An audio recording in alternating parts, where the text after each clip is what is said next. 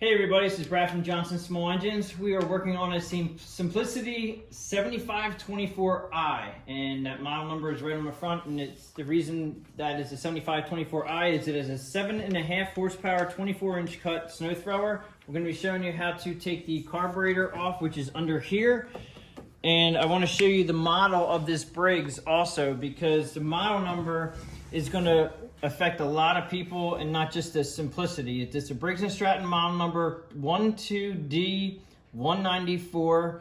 The type number is a 0115-E1 and the code is a 060718FD. So when you're looking up parts, you're going to want to use that model number 12D194 and the spec number 0115-E1. Let's go over to the bench and I'm going to show you some parts, show you the tools that I use on this one. I think I have it pretty much down to, obviously, my 1/4-inch drive that I use with the 5/16 socket on it. You can use a 5/16 ratchet or maybe a wrench, but 10mm socket, a couple pliers, needle nose, long needle nose, and also my fender clip tool that I like to use a lot. So first we're going to go over there. We have a couple wing nuts to take off and some knobs. Okay, so these plastic wing nuts here, a lot of these wing nuts can really get stuck on the underneath part where it's metal. It's metal on metal, but this is heat. This is exhaust right here, and when you're out blowing snow, these will get rusty. And I can tell you right now that these can get seized up inside here, and they're just metal. So a little bit of never seize does actually help, but the heat is just so hot that it'll just burn all that stuff up. You just try to keep them from getting too salty. If you have an area of snow that you're blowing and it's got a lot of salt in it, that will corrode these tight on here. And once they break, they're kind of like broken. You might be able to order them through Briggs, not sure. This is the choke right here, and this is a choke knob that actually has to go straight up. I use my fender clip tool, and you're just going to want to pry on one side and pry on the other. If you have two hands, which I don't, you could take two of these or two screwdrivers and pry lightly going up like this and come off. Now, when you go to put this back on, you do have to remember that right here, there's a big opening on one side, and there's a big cutout right here. And you just have to make sure that they go on correctly. You can put these on backwards, and you just have to look at it. You got the big opening there and the small opening here, and just make sure on the shaft that you're going on the right side when you put them back on like this. And they snap in pretty good. Also, these covers here, when you take these covers off, if you look right here where there's a seam, you'll see when I take this off that the seam actually has a ridge in it. So when you pull this up out of here, and now there's a primer line, okay, so we're gonna have to take the primer line off, either off the carburetor or off the primer up here. Whichever one's easier to pull off. I'm gonna try pulling off the carburetor down here. Okay, so that's off of here, but what I was getting at is if you look right here, there is a crevice. That has to go right here when you put this back together again. And a lot of guys, when they put this back together again, they don't put it in the seam, and it's all popped up now, and then you can't put the knob on. So if you have this thing not sitting correctly, your knob is not going to sit correctly on top here. So just make sure when you put it back together again that these all have to, and it's a little bit of a pain sometimes with everything you have to put in there, but you do have to get it back into the creases. And I'm actually having a hard time right there, but it's because over here my heat shield is actually hindering me a little bit right there. But we can get it, and actually this is just for removal, but it'll go back together again. You just have to make sure that you play with it long enough to get it back together again, and make sure that these guys get in the groove. All right, so you can put this off to the side without taking off your electrical connectors. We've got to get this bottom one off because the carburetor's here. And also this has a nice feature, which is a fuel shut off right here, and you can just take this off, just turn this off. That allows you not to have to worry about using a pair of vice grips. A lot of times I use vice grips. If you get a 5/16 socket on these guys here, take these guys off.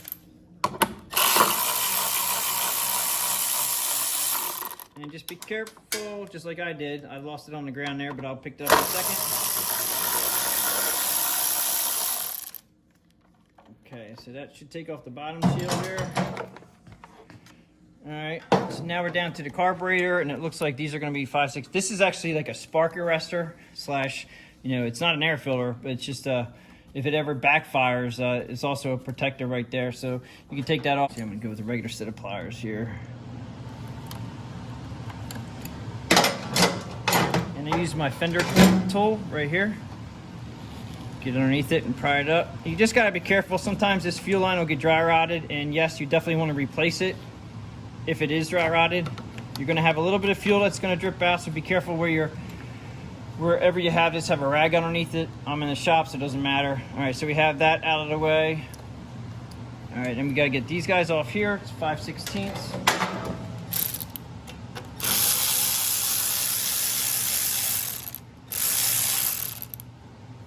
Actually, I needed a small extension on that other side there, so I didn't bring all my tools that I needed to. Right here, I got to get a little bit of an extension.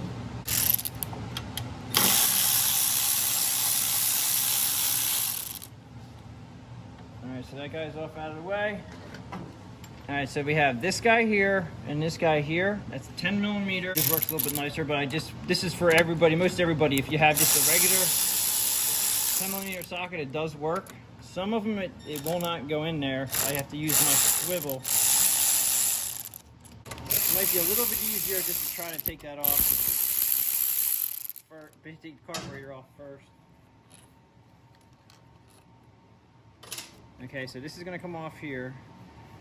And you have a carburetor spacer. Carburetor spacer is just, it keeps it away from the engine, and the carburetor would not fit without the spacer in here, so they put this plastic spacer here. There are a couple gaskets on it, but going back to the carburetor here, you kind of have to pull this out a little bit. You're going to feel tension because this actually does not have a low speed, so the governor is always on full throttle, and I'm going to try to turn it to one side to get, you have to back it out of the rod, the governor rod, and it's a little tricky. Okay, I pulled that out, and unfortunately it looks like the spring had come out already, but you can see the little U in the governor arm right here. Okay, when you put it back in, you got to make sure that you go up, and you're going to be a little bit sideways on this thing and pop it back in. It's a little tricky sometimes because you don't have a whole lot of room to get this thing to go back up in there.